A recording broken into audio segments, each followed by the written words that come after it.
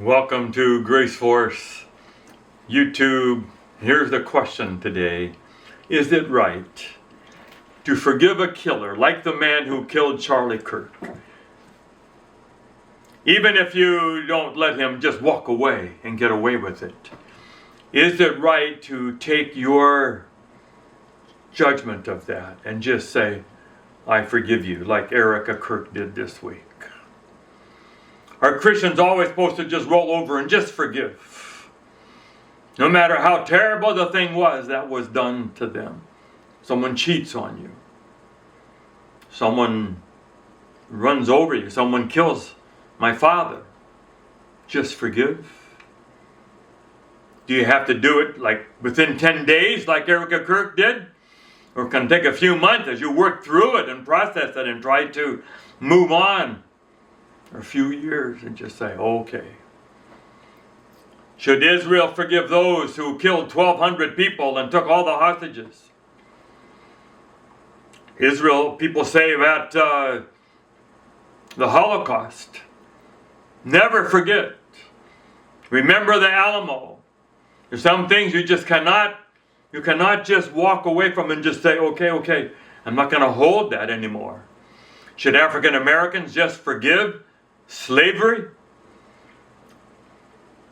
It costs you something to forgive, like what Erika did this week. And just give that up. We may not exactly parallel her situation, but my brothers and I had a situation pretty close. My one brother, after me, we were sitting at a ministry in a board meeting. Got a phone call and someone says, your father has been hit with a hit and run driver. Someone hit our father while he was walking on a sidewalk.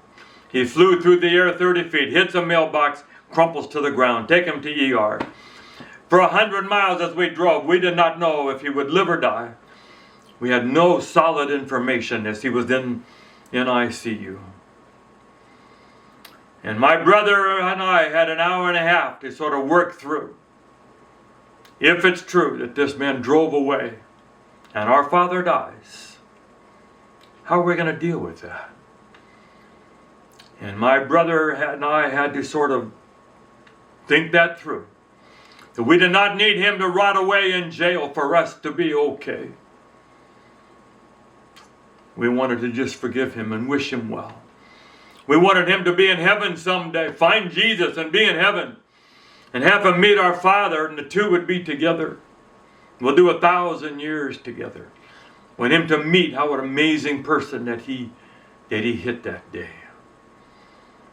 Jesus forgives us. We have to forgive him. Forgiving means you reset things back to how things were before what they did to you. Like it never happened. Doesn't mean there's no consequences from the civil authorities. Doesn't mean a student might not have to have a suspension or get their grade lowered. But in your heart, you wish them well. You refuse to hold that grudge anymore on them, and you wish for them to be in heaven. It's a lot. To give up the grudge. To give up the feeling that I am superior to them. I am better. I didn't do that. This is what they did, what you did. And that's why most of us just can't do it without Jesus. We have to pray the Lord's Prayer. Forgive us as we forgive. We cannot forgive without his forgiveness of us. Erika Kirk said she did it because that's what Jesus did on the cross. Father, forgive them, for they know not what they do. And she says, and I know that's what Charlie would do.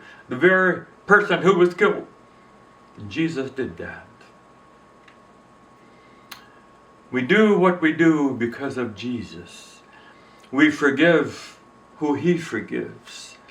We forgive because we have asked a forgiving Jesus to come into our hearts. He forgives, he comes into our heart, then we become more forgiving. Love keeps no record of wrongs. And ultimately we forgive because we want to be free. We don't want to carry that person around. We don't want to carry that person around who killed our father.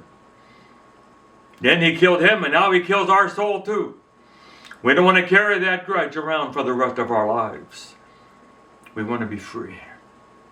We forgive.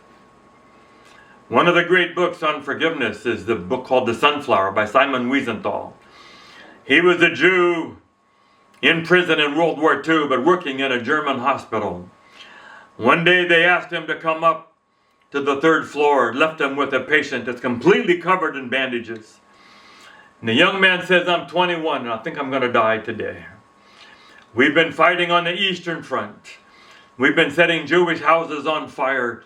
And then when they come to the window to jump, we machine gun them all to death. I can't get their screams out of my mind. And then he stuck out his bandaged hand and he said, I don't want to die before someone forgives me for what I did. Can you forgive me for what I did to your people before I die? And Simon Wiesenthal couldn't do it. Turned around and walked out. Spent the rest of his life asking everybody, do you think I did the right thing? And the book is a compilation of essays, some for and some against. Forgiveness is hard. To forgive someone something as terrible as that. What Erika did was fantastic. But at the core of the gospel is a God who forgives. He says he has mercy on them all. He died for the sins of the whole world. While we were yet sinners, Christ died for the ungodly. That's what Jesus does. He dies for sinners and for bad people and for thieves on the cross and for prostitutes and drunkards and tax collectors. And he calls us to do the same. Though none of us are Jesus and maybe we struggle. But he calls us to do what Erika Kirk did so magnificently this week. And she set a great example for the rest of us. What do you need to forgive today?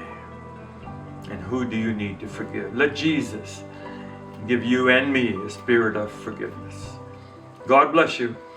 If you can check like or subscribe, we'd love it. Try to help build the audience for Grace Force YouTube. God bless you. So we'd love it if you enjoy what we have made. If you can like it and forward it on to other people, and we'll build a ministry on social media. Grace Force YouTube. God bless.